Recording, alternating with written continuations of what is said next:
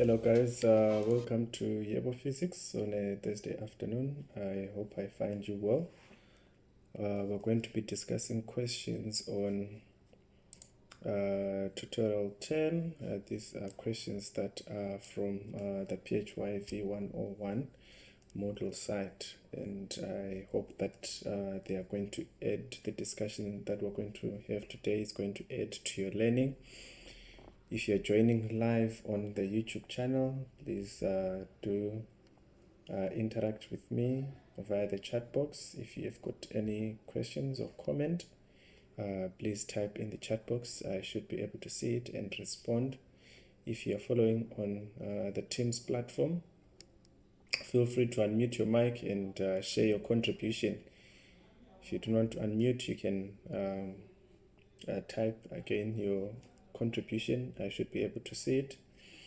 So we want to get started, and we're going to be looking at questions 21 up to 30 on tutorial 10. Questions 1 up to 30, that is what we intend to look at this afternoon. So in case you have missed some of the questions that have been solved, please do check the recordings on the YouTube channel. I hope they will be of significant help. So let's get started. On the screen there we have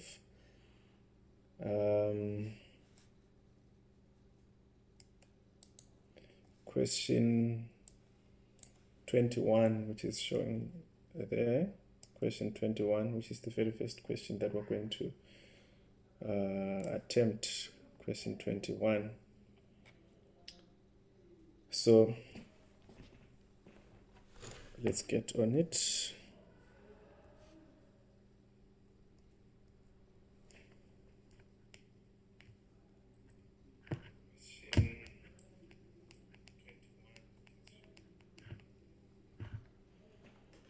Question 21, it reads, a team of people who traveled to the North Pole by dog sled lived on butter because they needed to consume 6,000 dietitian's calories each day. Because the ice there is lumpy and irregular, they had to help the dogs by pushing and lifting the load. Assume they had a 16-hour working day and that each person could lift a 500 Newton load. How many times would a person have to lift this weight 1 meter upwards, a constant gravitational field where G is equals to 9.81 to do the work equivalent to 6,000 calories? So this is the question that we have here. So this question involves people who are doing work, and the work that they're doing is related to gravitational potential, where they are lifting a load of 500 Newton to a height of 1 meter. So to know the amount of energy, or the total amount of energy that each individual uses, would be to calculate the potential energy. We know that potential energy is equals to mgh, which is the same as load times the height moved by the load, right? But if you just do this, this will be the energy that a person has used in lifting one load, right? But they're saying we should calculate how many times would a person have to lift or do this certain task repeatedly until the person uses an energy that is equal to 6,000 calories. So they're asking how many times, in other words, they're asking how many times would this person be able to lift a 500 Newton load to a height of 1 meter. So what we have to do is to actually first find or determine how much is 6,000 calories in joules. Okay, how many times, how much, what is the conversion from calories to joules? so that we get an energy that is equivalent to 6,000 calories in joules. Once we know the amount of the total amount of energy that will be used by this person, then we can divide the total energy by the energy used to complete a single task.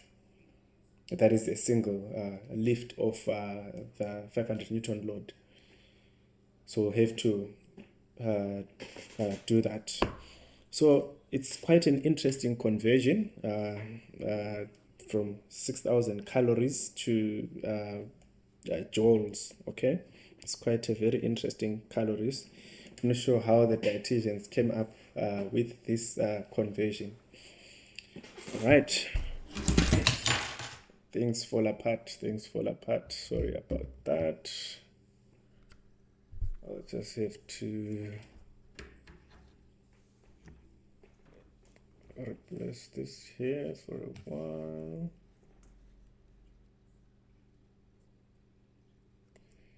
I have to focus this camera.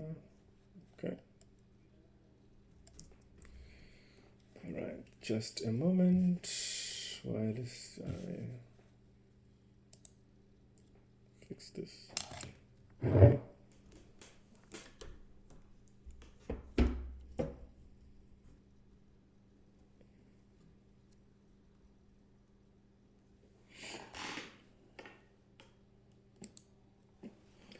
All right, I'm back. So we were still mentioning that we have to make a conversion, right? An energy conversion. So 1 calorie with a capital C is equal to or equivalent to 1 kilocalorie with a small c. Okay, and this is equivalent to 1,000 calories with a small c. So the unit calorie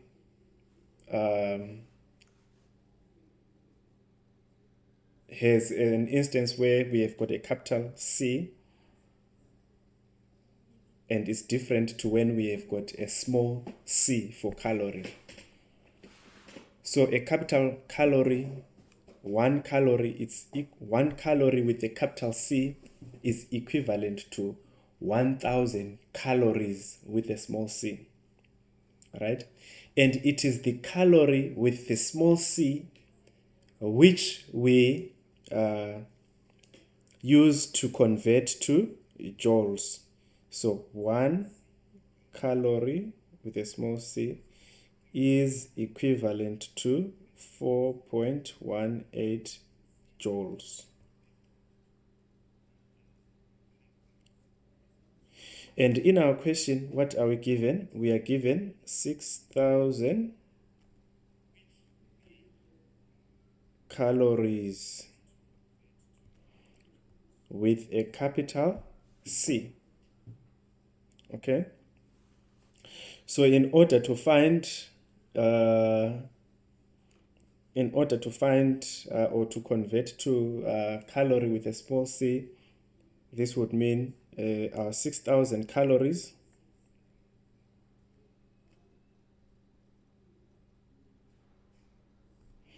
is equals to 6,000 times 1,000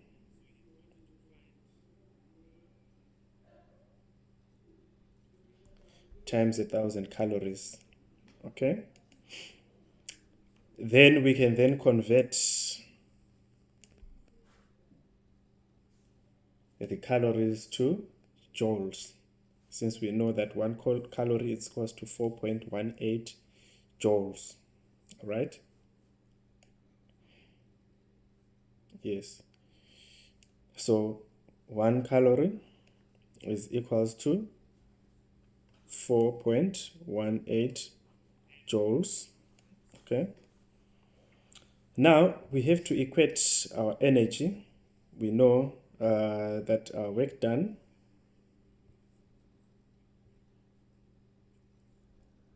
will be equals to mgh,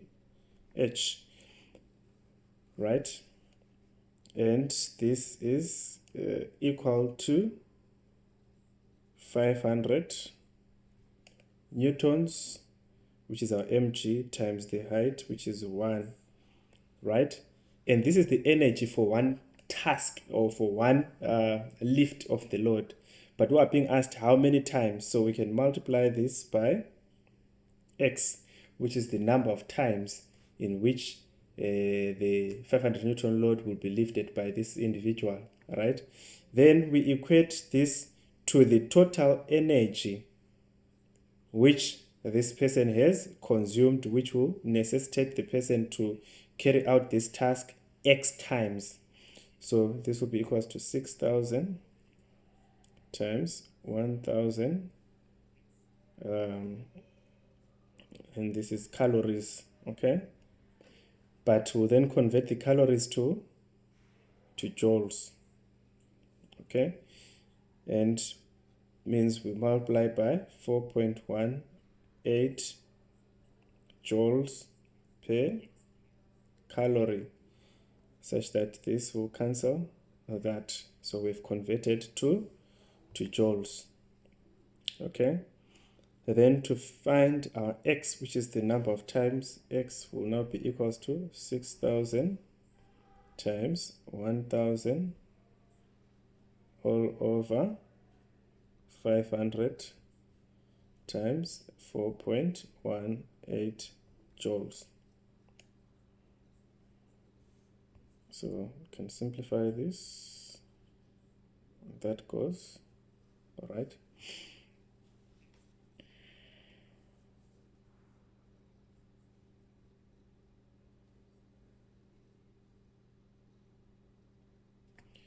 And this can go there, it's 2. 500 into 1,000 will give us 2. So we'll remain with 12,000 times 4.18. So we can punch that, which is 6,000 times 4.18 times 2. Am I right? 4.18.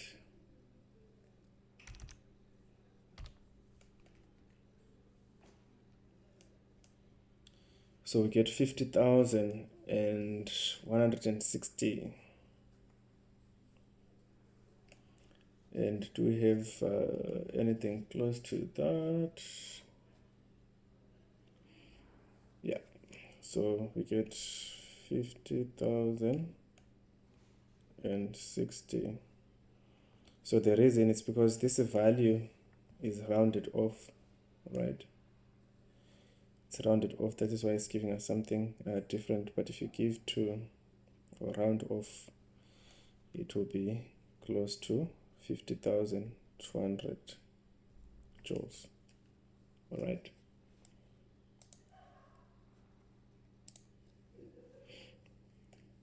So that is how we have solved that first problem.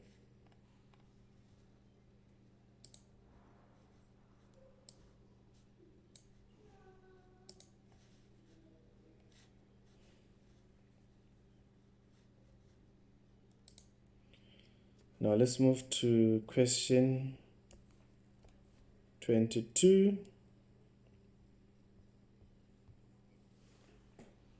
Question 22, this is the next question that we intend to look at. Right, I'll read through the question and hear what it says.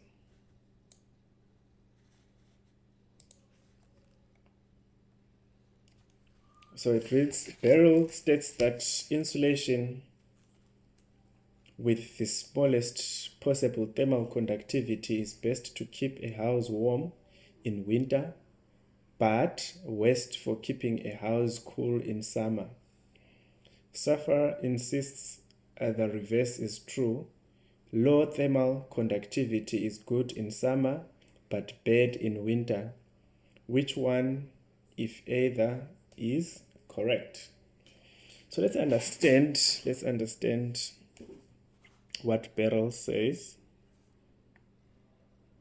So the first case, Beryl, what is it stating? The smallest possible.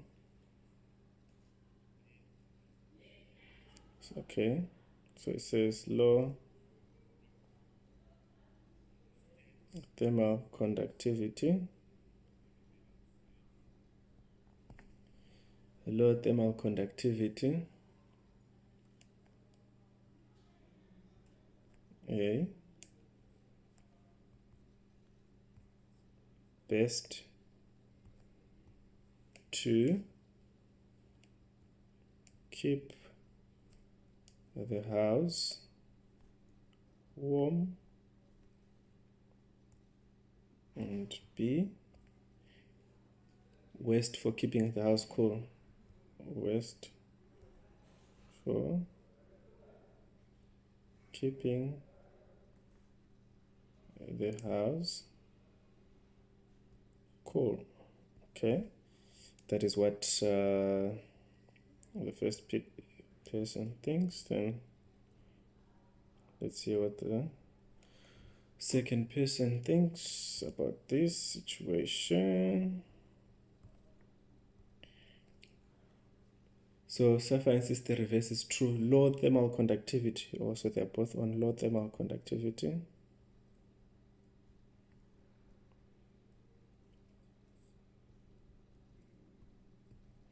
Low thermal conductivity.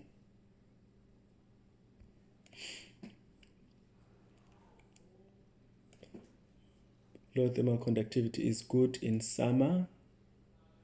Good in summer. Okay.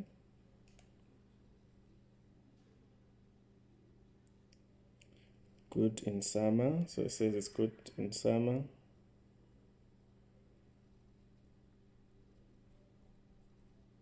Meaning keeps the house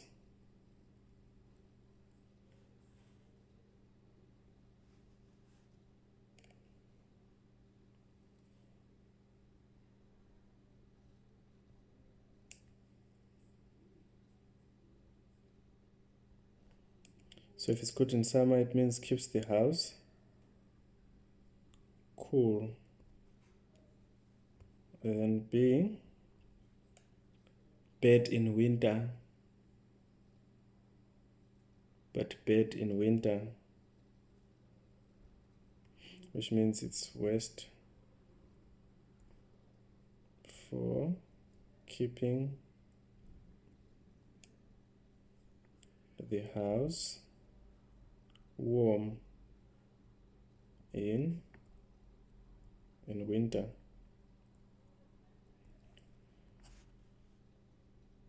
So let's understand what is low thermal conductivity and what it means. Low thermal conductivity. So it implies that this is a poor conductor, right? Poor conductor. It's a poor conductor of heat, right? Okay. So a poor conductor doesn't allow conduction to take place. It doesn't allow, not it doesn't allow, but it's bad. It's a bad conductor. Okay, it's not good at heat transfer through conduction. Okay, it's not good at heat conduction. It's not good at heat transfer through conduction. That's a material with low thermal conductivity. So let's hear the first person says low thermal conductivity is best to keep the house warm in winter. So if the house is warm, I mean, in winter, we have the heat inside the house. So the heat could be coming from different sources. Probably you've got a heater in the house, right, which is warming the house. Yeah. So ideally, we don't want this heat to move out of the house, right? So we want to retain it within. So we need a low thermal conductivity material around the house to make sure that the heat that is inside the house does not move or is not transferred outside. So it's best to keep the house in winter. I think we can go for this one. All right. Waste for keeping the house cool in summer. All right. Waste for keeping the house cool in summer. So in summer, the heat obviously is now outside. It's hot, and we want to keep the house cool, which means we want to prevent the heat being transferred out of the house coming into the house. So we want to prevent heat being transferred from outside the house into the house. So we still need a low thermal conductivity material which will reduce heat conduction through this insulator. So we do need a low thermal conductivity in summer. So this case is incorrect. This one is incorrect. Okay. Now let's hear what the other person says. So we've already established that it's good in summer. It keeps the house cool. So this person is correct. And then waste for keeping the house warm in winter. We have already established that Beryl was correct on the first response to say it's best to keep the house warm in winter. So it's best to keep the house warm in winter. All right, so that statement is incorrect.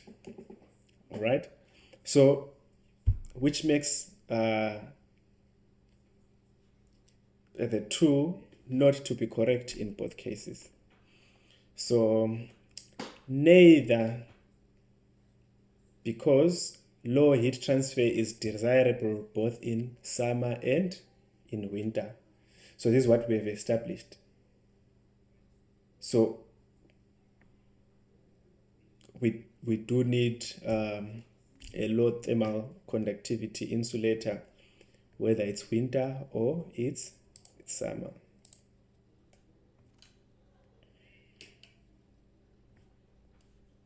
Now let's move on to question 23.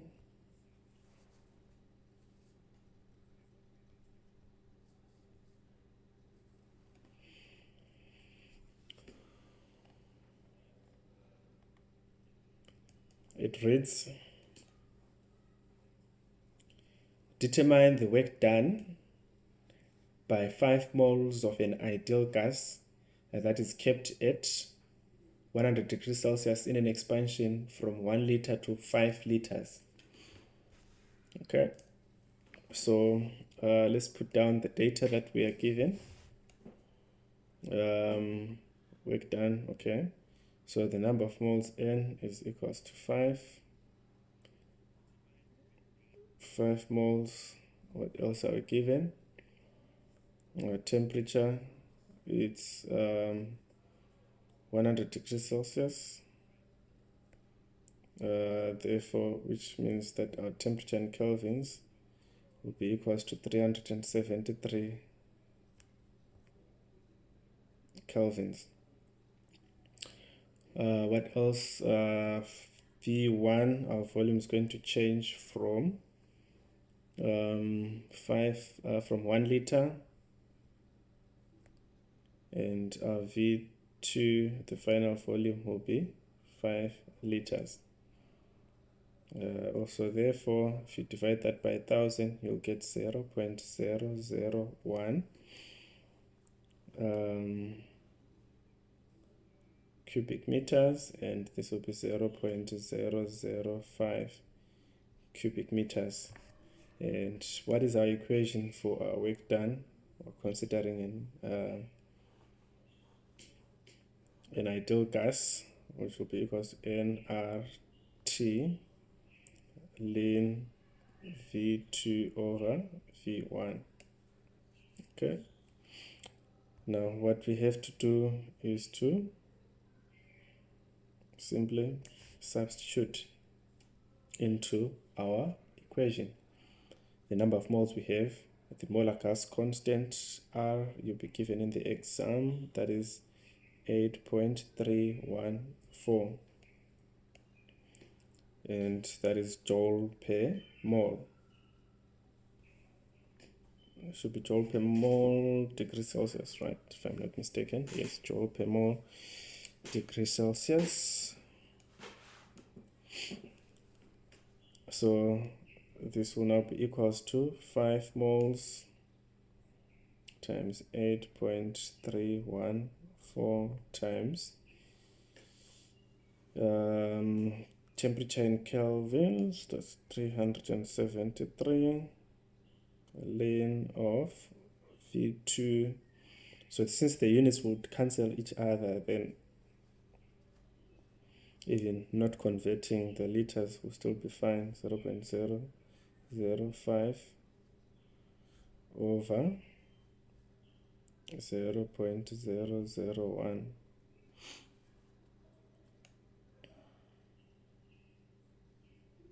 Right? And what remains is punching. It's 5.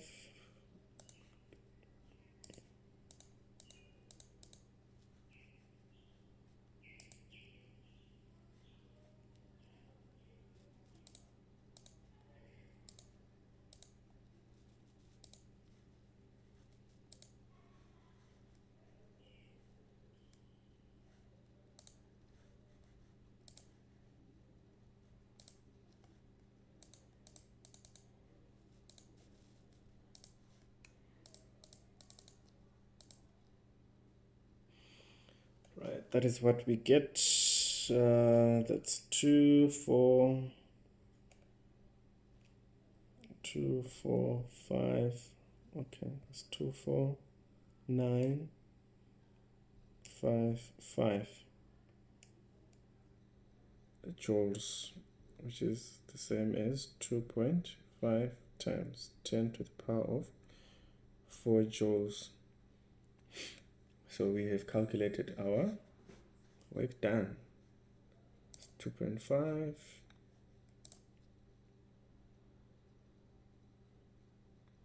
so you should recall this equation. Once you recall the equation, the rest is substituting and punching.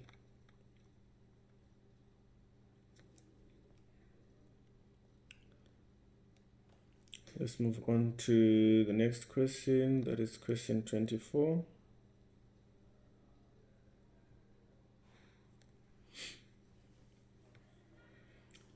It reads, 5 moles of an ideal gas expands isothermally at 100 degrees Celsius to 5 times its initial volume. Okay. Find the heat flow into the system. Find the heat flow into the system.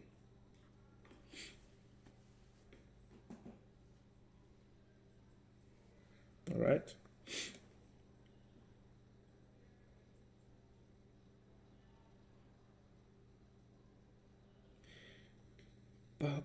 Right. So T is equals to 100 degrees Celsius, and this is therefore T in kelvins is equals to 373 kelvins. What else are we given? V1 is equals to X, and V2 is equals to 5 times the initial, which is 5x.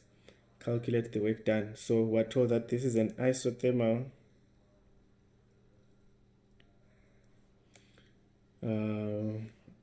expansion. All right. And what does it mean? It means that dt is equals to 0. Isothermal, it means that the change is taking place at constant temperature, which means the change in temperature is 0. If the change in temperature is 0, we know for an ideal gas, internal energy, or the change in internal energy, is wholly kinetic, right? And the kinetic energy is increased by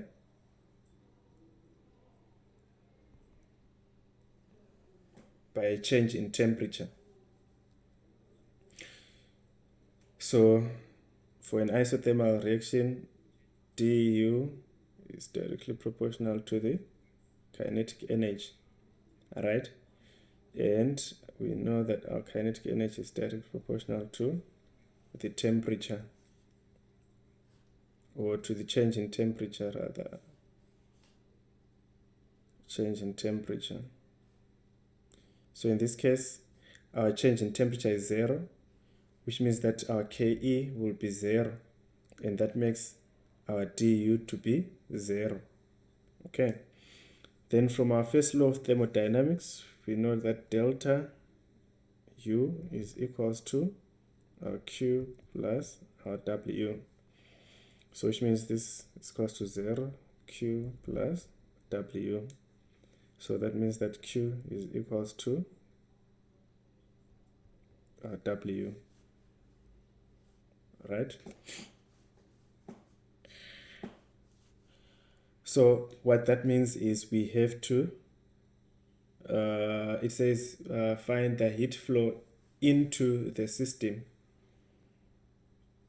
So a negative W, or a negative work done, it means that it's the gas doing work, right? It's the work done by the gas. And if work is being done by the gas, the work done becomes negative. And if the work is being done by the gas, it implies that the gas was expanding, all right? It implies that the gas was expanding. So in this case, don't worry about the negative sign. It just tells us that the gas is expanding, the gas is doing work, but the magnitude of the work done is equal to the heat that has been supplied into the system, right? It's equal to the heat that has been supplied into the system. So therefore, to calculate the heat that has been supplied into the system, we can calculate the work done, right? And we have already established that work done is equals to number of moles nRT ln V2 over V1, right? And our W is going to be equals to 5 moles, 8.314 times 373 ln 5x, which is V2 over V1, which is x, right? So if you cancel that, we remain with the same expression that we have here. Okay, so which means if we punch the value that we get, we'll get 2,5 times 10 to the power of 4 joules, right? Which is our work done. And from this relationship, our work done is equal to the heat supplied into the system. Therefore, our Q is equals to 2.5 times 10 to the 4 joules, which is our heat added into the system.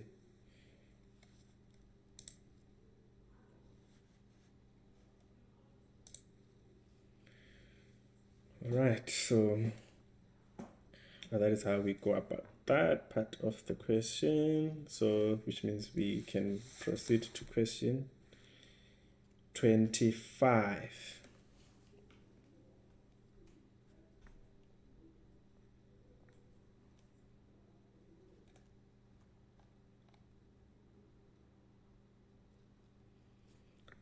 Question 25 reads,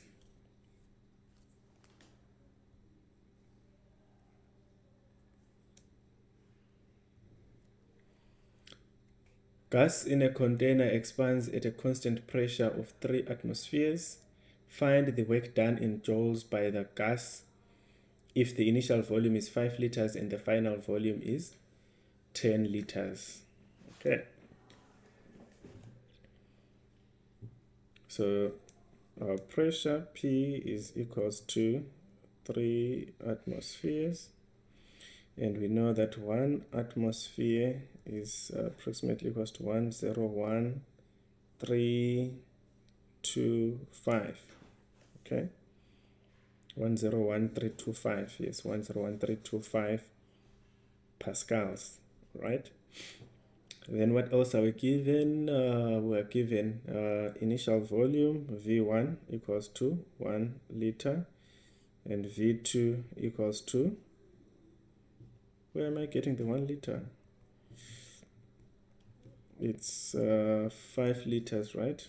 5 liters. You divide that by 1,000, you get 0.005 cubic meters, and V2 is equals to 10 liters. This will be 0.010 cubic meters. And we are being asked to calculate the work done in a container as it expands. So here we can use the equation.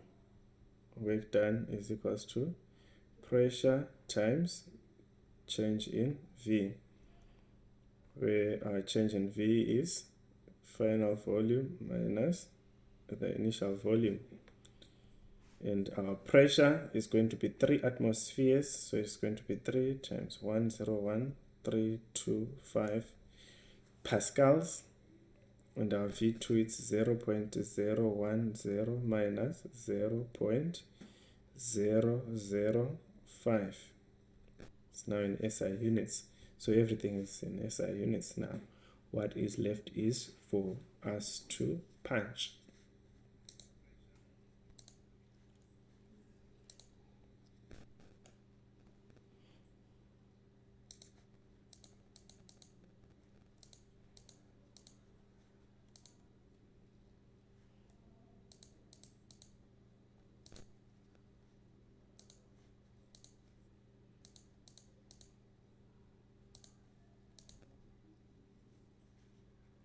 Okay, that is what we get. 1,519.88 joules. Do we have anything close to that? We have 1,520 joules, which we can say is close to 1,500, considering the number of significant figures. Two significant figures. So it's 1,500 joules. So we'll go for D instead.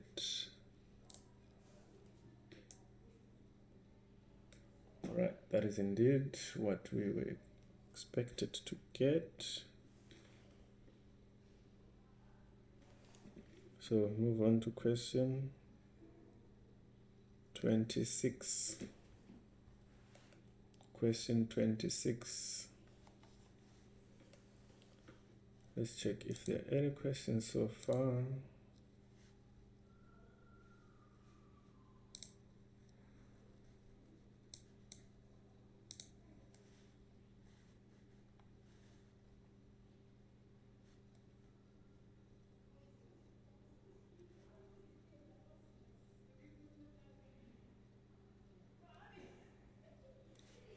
Alright, I don't see any questions, so we suggest that we are good and we're following.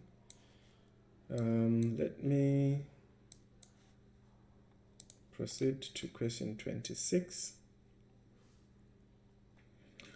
Right, question 26 reads, how many calories of heat are required to raise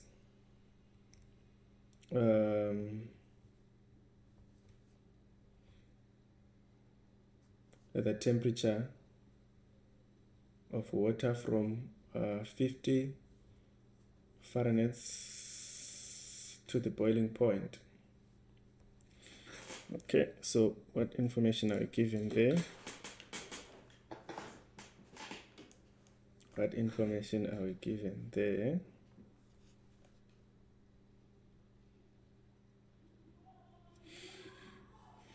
We have got the mass, which is equals to 4 kilograms.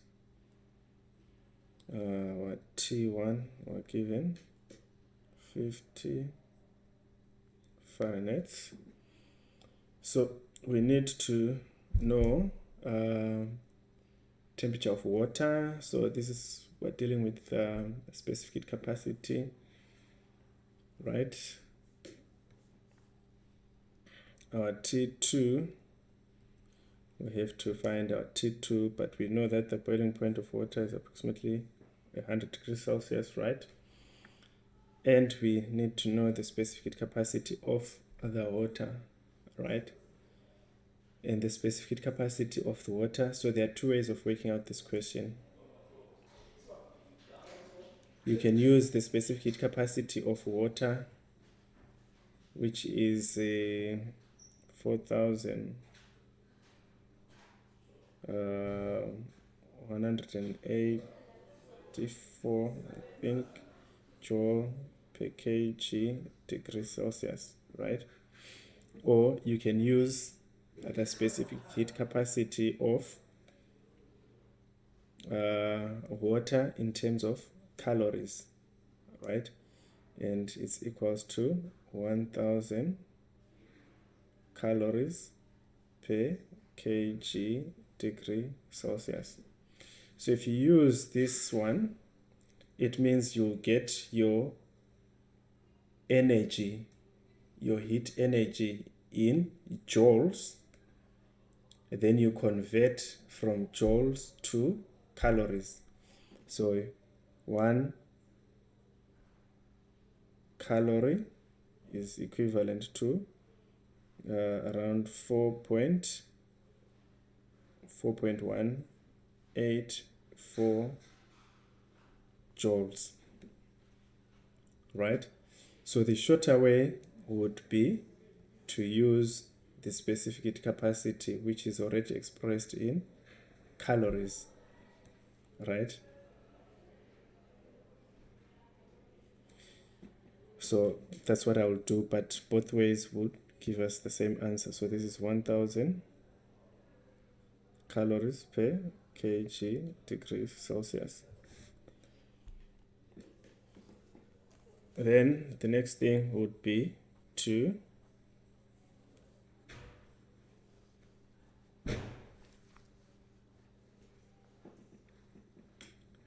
be able to convert Fahrenheit to degrees Celsius, so that we can use our equation Q is equals to mc delta T. So how do we convert from Fahrenheit to degrees Celsius? Here's the conversion equation, which is equals to 9/5 degrees Celsius plus 32. Okay, so we have got 50 Fahrenheit, so substitute 50 there, 9/5, that plus 32, so it's going to be 50 minus 32 equals to 9/5, that, so that becomes a 5/9. 50 minus 32, that becomes 18,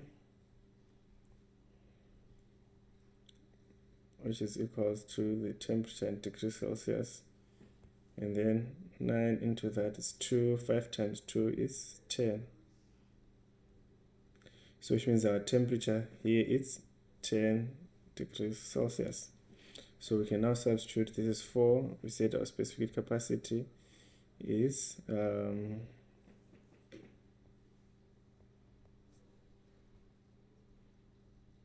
4 kg times 1000 calories over kg degrees Celsius times the change in temperature, which is the final minus the initial, which is 100 minus 10 degrees Celsius. So you see the units cancel out. You remain with your energy in calories. So it becomes 4 times 1000 times 90.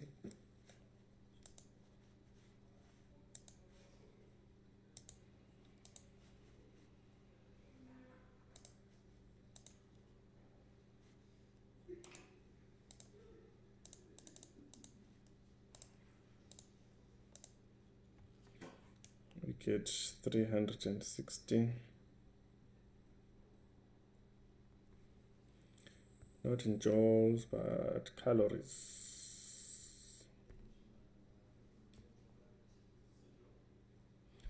So you can try it the other way around by using the specific capacity of water in joules per kg. Once you find it in joules per kg, once you use the specific capacity in joule per kilogram, it means that the energy that you have obtained is in joules. And what then you have to do is to convert from joules to calories. You now have to convert from joule to calories. It will give you the same answer.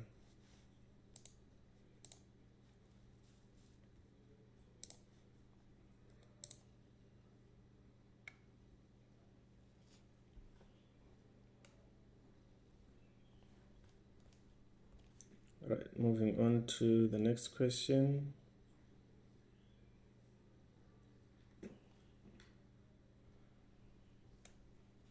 Question 27. What does question 27 says? It reads, how much heat must be removed to make ice at negative 10 degrees Celsius from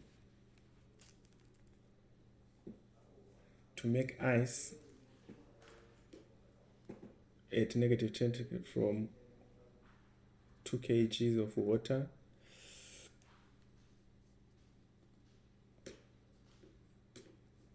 at 20 degrees Celsius. The specific capacity of ice is that. Okay, how much heat must be removed? Okay, how much heat must be removed? How much heat must be removed? So we're changing the temperature from what value to what value?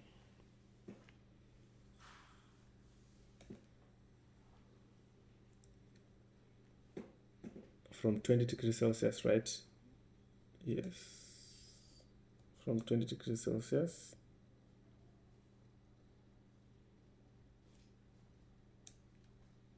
From 20 degrees Celsius to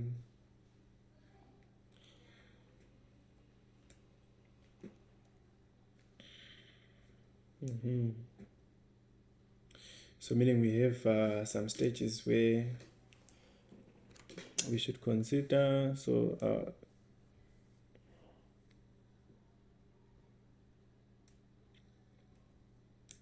our temperature scale. So we're moving from 20 degrees Celsius to 0 degrees Celsius, and then we move from 0 degrees Celsius to negative 10 degrees Celsius. So at this stage, which means we are going to be using our heat energy MC delta T, because we have a change in temperature there. Then here at 0 degrees Celsius, we've got a change in state. There's going to be some fusion there. M, L, F. Okay. All right. Then from 0 to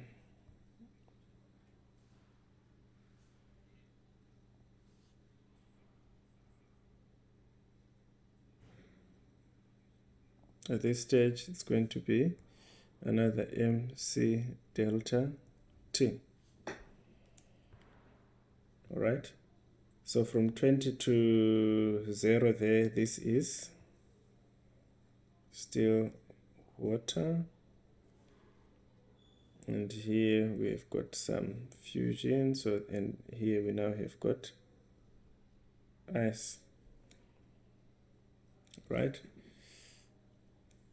And what I will told there,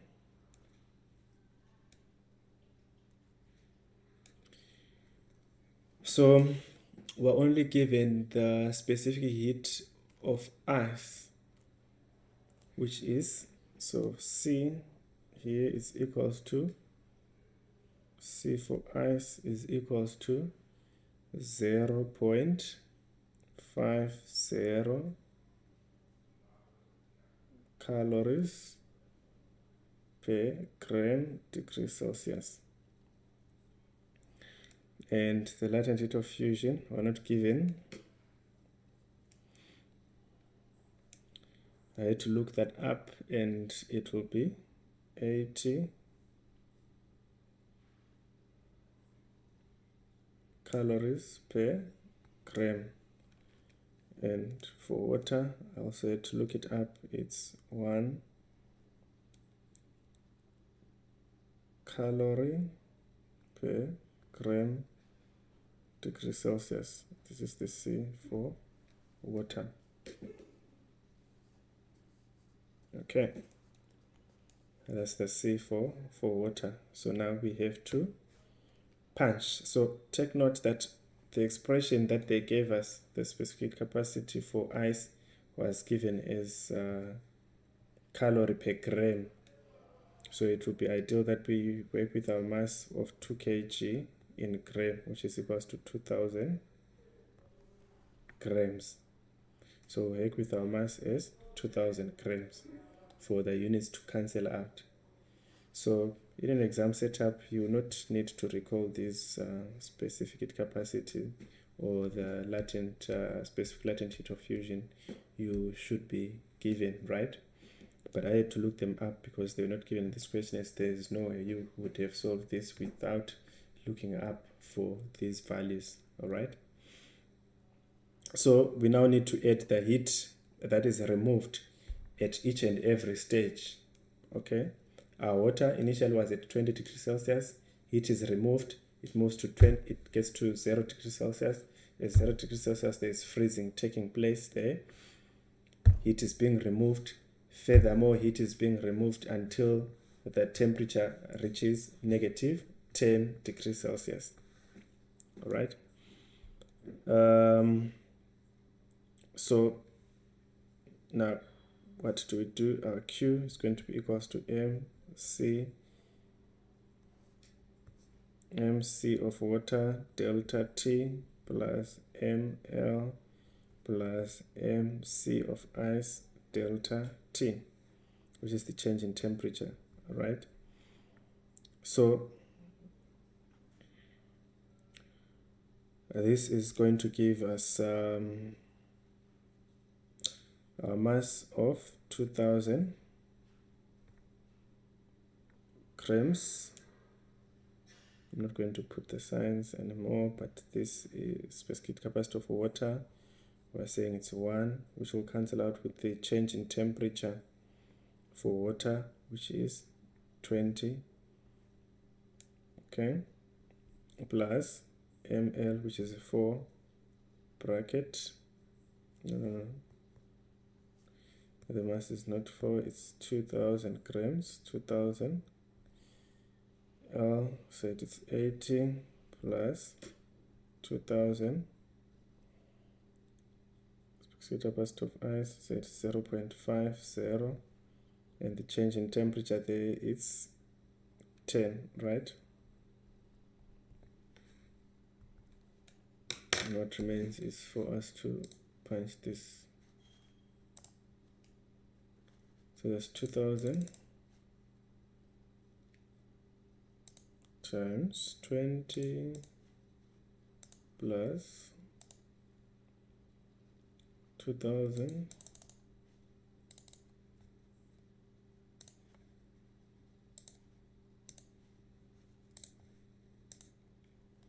plus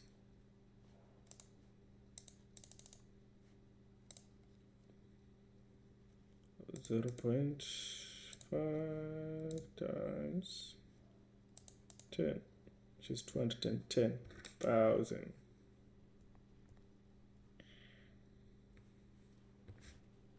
And remember, we used calorie. So this is not in joules, but this is calories. Okay, so this is equivalent to 210 kilocalories, which is what we have there.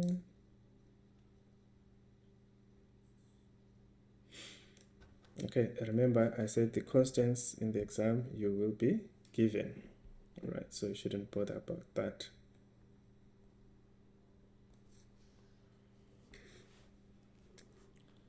Now question 28, move on to question 28.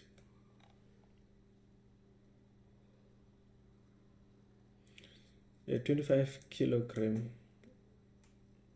of ice at 0 degrees Celsius is combined with 4 kilograms of steam at 100 degrees Celsius. What will be the final equilibrium temperature in the system? So we have got we've got ice, which is at 100 degrees Celsius, and we've got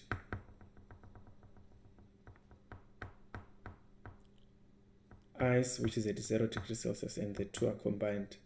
So there's going to be heat transfer until there is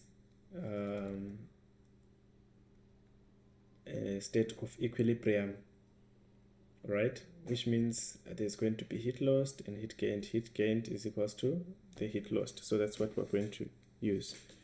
So heat lost is equals to the heat gained.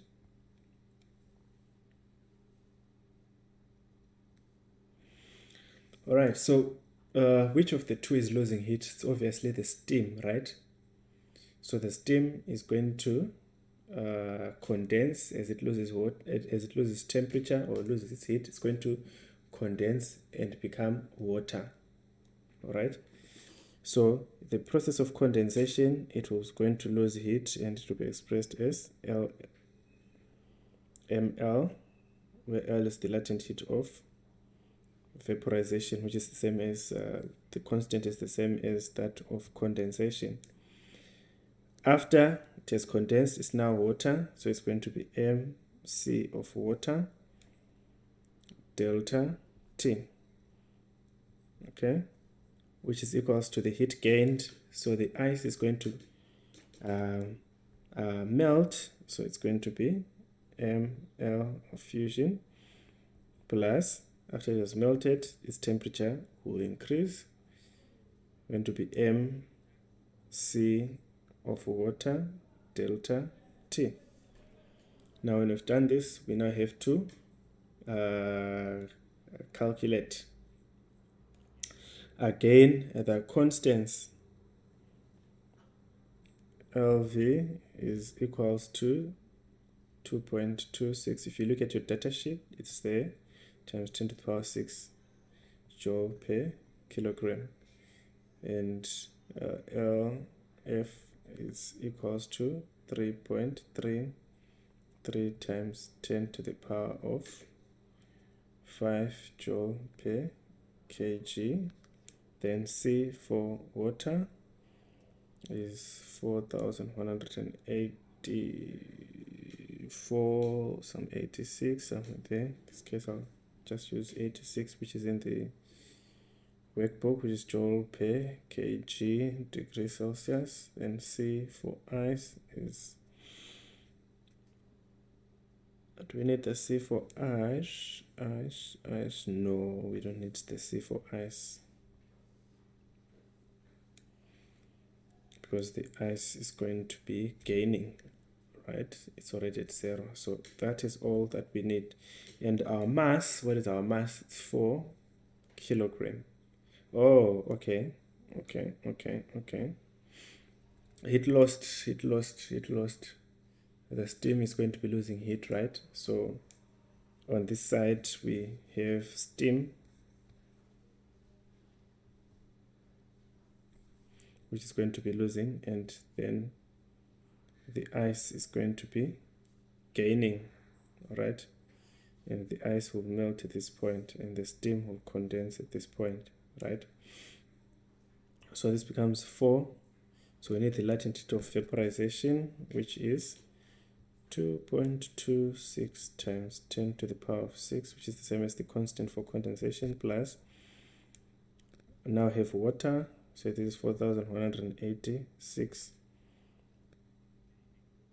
Then here we've got the change in temperature.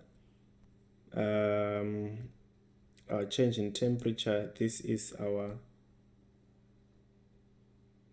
water at 100 degrees Celsius, right? Upon condensation at 100 degrees Celsius, from 100 degrees Celsius, it's going to reduce, right? So the final temperature is a value theta that we don't know. And this value theta will be less than 100. So to sum up the total heat lost and give it a positive sign, we would then have to say 100 minus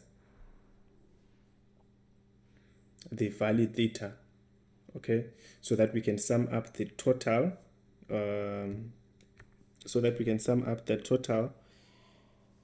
heat lost, which is what we have on the left hand side. So we'll say 100 minus theta, which is equals to mass of the ice, it's 25 times for the ice, what do we have? For ice, what do we have? Okay, the specific capacity, okay, the latent, that's for fusion, that's 3.33 times 10 to the power of 5 plus 25, that's water now, 4186. Change in temperature, this one's, the change will be positive. We're moving from 0 degrees Celsius to a higher temperature, so that is definitely going to be our theta degrees Celsius minus 0. Okay, so now what we need is to simplify.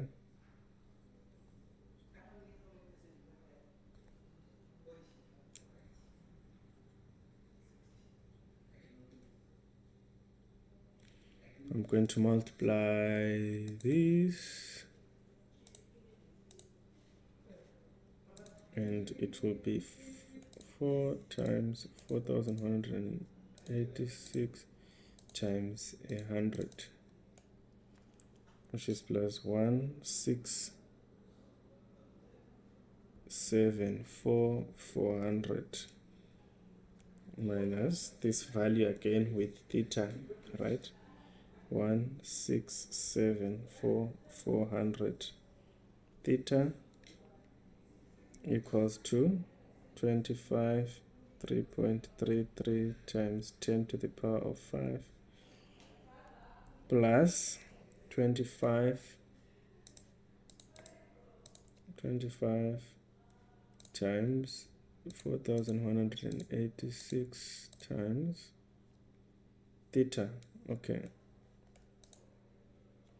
which is 1046 650 theta, and the rest is 0.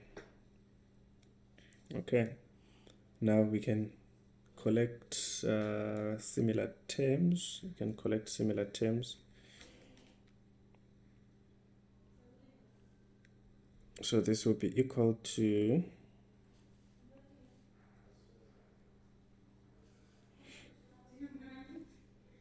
0.4650 theta plus 1,674 400 theta equals to 2.26 times 10 to the power of 6 plus 1,674 400 minus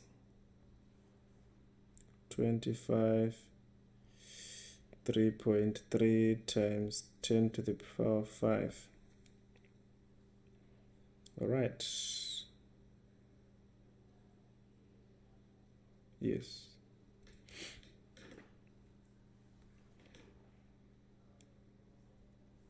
So if we sum this up,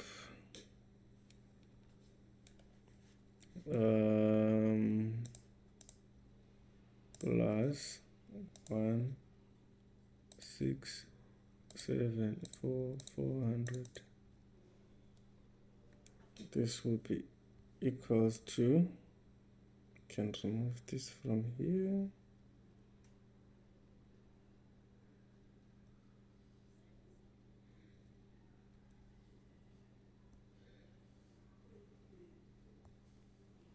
What is this? 1779050 theta.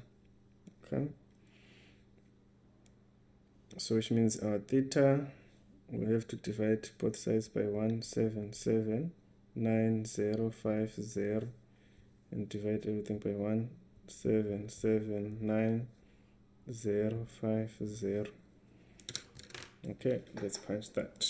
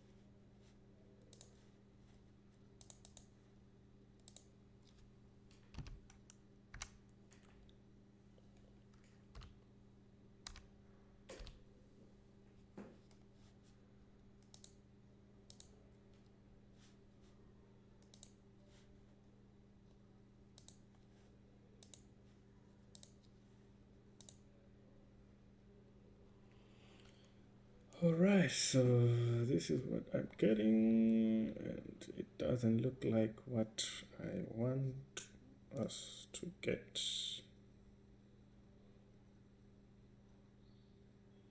It doesn't look like what we are expected to get from the answers we have there. What is missing? Thank you.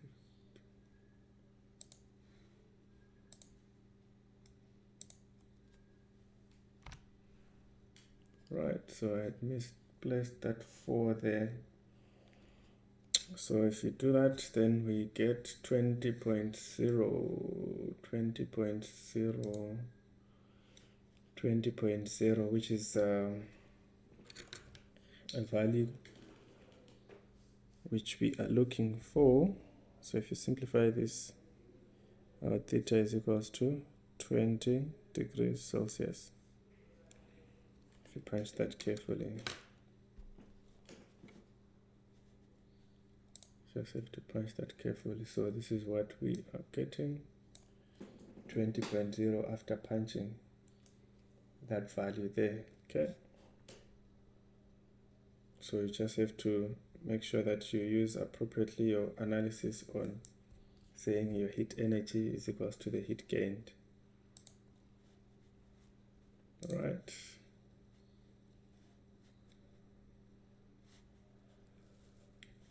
I don't see any questions here. So we'll proceed to the next question.